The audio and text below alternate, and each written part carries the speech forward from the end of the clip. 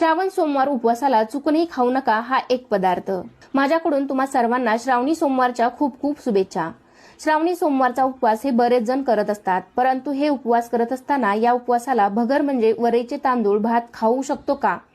तर हे वरईचे तांदूळ उपवासाला चालत नाहीत, म्हणजे विशेषतः महादेवाच्या उपवासाला हे वरई किंवा तांदूळ खात नाहीत। वरईपासून बनलेला कोणताही पदार्थ या उपवासाला चालत नाही। वरई घालून बरेचसे पदार्थ बनवले जातात, इडली, डोसा, आंबोळी, वरईचा भात असे पदार्थ आपण खायचे नाहीत। या उपवासामध्ये खरं तर तेल, मीठ, तिखट खाल्लं जात नाही। तर तुम्ही साबुदाण्याची खिचडी सुद्धा गोड करून खाऊ शकता। बरेच जण श्रावणी सोमवार उपवास हा फळं खाऊन धरतात आणि या दिवशी जर तुम्ही उपवास करत असाल, तुम्हाला जर फळं खाऊन उपवास करणं शक्य नसेल तर तुम्ही उपवासाचे पदार्थ खाऊ शकता। त्यामध्ये रताळे, बटाटे हे सर्व खाऊ शकता। साबुदाण्याची गोड खिचडी करून खाऊ शकता। तुम्हाला जर जमत नसेल तर तुम्ही तिखट खिचडी